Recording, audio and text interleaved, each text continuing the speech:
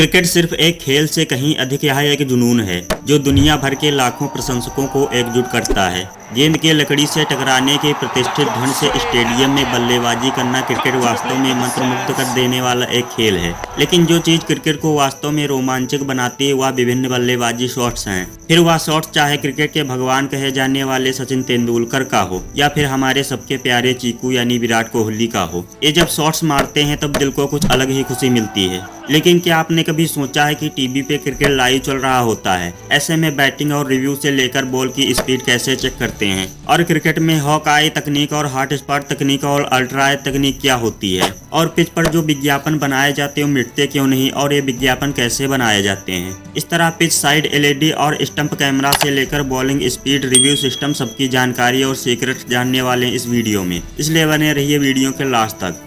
दोस्तों, क्रिकेट में सबसे पहले बात करते हैं पिच की। क्रिकेट की पिच बनाने के लिए 100 फीट लंबी और 10 फीट चौड़ी जगह चुनी जाती है। लंबाई हमेशा नॉर्थ साउथ डायरेक्शन में रखी जाती है जिससे सूरज की किरणें बल्लेबाज की आंखों में न पड़े। इसके बाद 13 इंच का गड्ढा खोदा जाता है और गड्ढे में ड्रोनेज सिस्टम तैयार किया जाता है। इसके लिए बाकायदा स्लोप तैयार करके पानी निकालने के लिए पाइप डाला जाता है जिससे बारिश होने पर पानी आसानी से निकल जाता है और पिच खराब नहीं होती है। इसके बाद पिच के 3 लेयर तैयार किए जाते हैं। पहली लेयर 4 इंच की होती है जिसमें कोर सैंड यानी नदी के रेत का इस्तेमाल होता है। इसके बाद 4 इंच की दूसरी लेयर डाली जाती है जिसमें 90% रेत के साथ 10% क्ले पाउडर का इस्तेमाल होता है। इस लेयर को लोमी कहते हैं। और फिर अंतिम लेयर 5 इंच की होती है जिसमें लाल, काली या पीली मिट्टी का इस्तेमाल होता है। जमीन के लेवल के बाद 3 इंच की एक्स्ट्रा लेयरिंग की जाती है। फिर उसके बाद ग्रॉस लगाई जाती है। फिर हाईली क्ले मटेरियल वाली मिट्टी 1-1 इंच कर डाली जाती है और फिर रोलिंग और वाटरिंग भी की जाती है। इस तरह क्रिकेट की हर पिच तैयार होती है।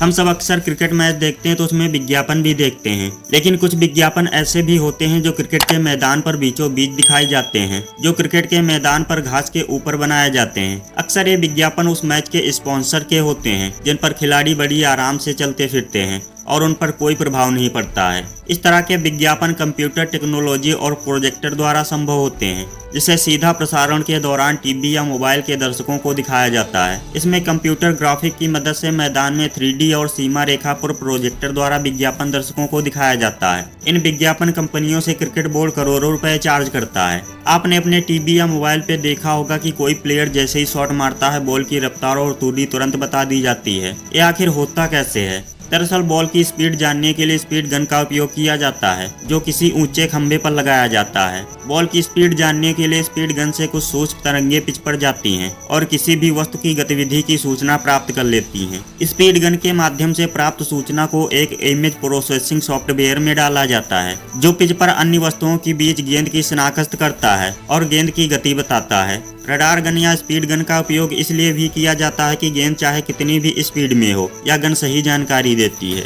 हम सबको पता है क्रिकेट मैच में 3 फॉर्मेट होते हैं, टेस्ट, वनडे और T20। टेस्ट 5 दिन का होता है और वनडे T20 1-1 दिन का होता है। लेकिन क्या आपको पता है इन तीनों फॉर्मेट में अलग अलग गेंदों का इस्तेमाल किया जाता है। आपको बता दें टेस्ट मैचों में ज्यादातर 2 कंपनियों के गेंद प्रयोग किए जाते हैं। एक कूकाबरा की गेंद जो कि 8000 की होती है और दूसरी SG कंपनी की गेंद जिसकी प्राइस 5000 होती है। इस गेंद में 80 ओवर ही फेंके जा सकते हैं। वनडे और T20 के लिए भी इन्हीं कंपनियों के गेंदों का प्रयोग किया जाता है लेकिन उनकी प्राइस ज्यादा होती है। ये गेंद पूरी तरह वाटरप्रूफ होती हैं, इसमें पानी नहीं जा सकता है। यह सब गेंदें प्योर लेदर की बनी होती हैं। आपको बता दें ICC अपने अधिकतर मैच कूकाबरा की गेंद से ही कराती है। कूकाबरा एक ऑस्ट्रेलियाई स्पोर्ट्स कंपनी है जो कि अच्छे गेंदे बनाती है। आपने देखा होगा क्रिकेट मैच में कई फैसले थर्ड अंपायर के भरोसे लिए जाते हैं, लेकिन थर्ड अंपायर फील्ड में ना होते हुए दोनों फील्ड अंपायर से बेहतर फैसला कैसे दे पाता है? दरअसल इस काम में उसकी मदद कई गैजेट्स करते हैं जैसे हॉक आई कैमरा से लेकर स्टंप माइक तक। कई डिवाइस थर्ड अंपायर की मदद करते हैं। इन डिवाइसेस में थर्ड अंपायर का कैमरा जिसे हावक आई कहते हैं, हॉट स्पॉट स्टिकोमीटर और स्टंप माइक्रोफोन शामिल हैं। तो चलिए जानते हैं ये गैजेट्स कैसे काम करते हैं।